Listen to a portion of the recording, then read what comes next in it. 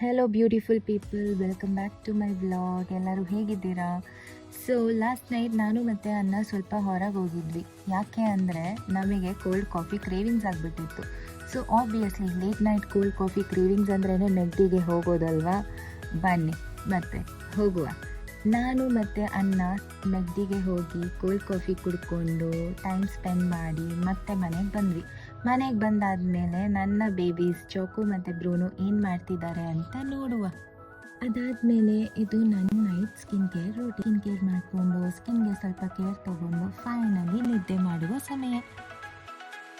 Next day morning ನನಗೆ ಚೆನ್ನೈಗೆ flight ಇತ್ತು. Come let's get ready with me. Finally complete ಮಾಡಿ ಏರ್ಪೋರ್ಟಿಂದ ಹೋಟೆಲ್ಗೆ ಬಂದೆ. ಹೋಟೆಲ್ಗೆ ಚೆಕ್ ಇನ್ ಮಾಡಿ ಸ್ವಲ್ಪ ಲಂಚ್ ಮಾಡಿ ರೂಮಿಗೆ ಚೆಕ್ ಇನ್ ಆಗ್ತಿದ್ದೀನಿ. So come let's see a small room tour.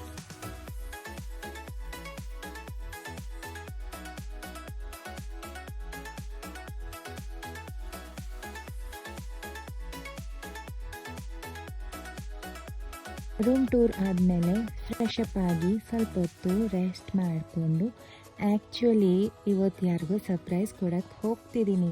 ಯಾರು ಅಂತ ನೋಡ್ತಿದ್ದೀರಾ? Stay tune. ಆ ವ್ಯಕ್ತಿಗೆ ಒಂದು ಸ್ಮಾಲ್ ಸರ್ಪ್ರೈಸ್ ಗಿಫ್ಟ್ನ ತೊಗೊಳ್ಳೋಣ ಅಂತ ಇದನ್ನು ತೊಗೊಂಡಿದ್ದೀನಿ. ಆ ವ್ಯಕ್ತಿ ಯಾರು ಅಂತ ಗೆಸ್ ಮಾಡಿ ನೋಡುವ. ಎಸ್, ಅದು ನನ್ನ ಹಸ್ಬೆಂಡ್. ಅವರಿಗೆ ಆಫೀಸ್ ಮೀಟಿಂಗ್ ಇತ್ತು ಪುದುಚೇರಿಯಲ್ಲಿ. ಸೊ ನನಗೆ ಚೆನ್ನೈ ಟು ಪುದುಚೇರಿ 50 ಕಿಲೋಮೀಟರ್ಸ್ ಇತ್ತು. Why not? ಸರ್ಪ್ರೈಸ್ ಕೊಡಬೇಕಾದ್ರೆ ಯಾಕೆ ಅಷ್ಟೊಂದು ಯೋಚನೆ ಮಾಡಬೇಕು ಅಂತ ಅವರಿರೋ ಜಾಗಕ್ಕೆ ಹೋಗಿ ಚಿಕ್ಕದಾಗಿ ಒಂದು ಗಿಫ್ಟ್ ಕೊಟ್ಟು ಸರ್ಪ್ರೈಸ್ ಮಾಡಿ ಬಂದೆ. ಸೊ ಈಗ ಈ ವ್ಲಾಗ್ನ ಮುಗಿಸುವ ಸಮಯ. Thank you so much for watching. See you in the next vlog. Bye.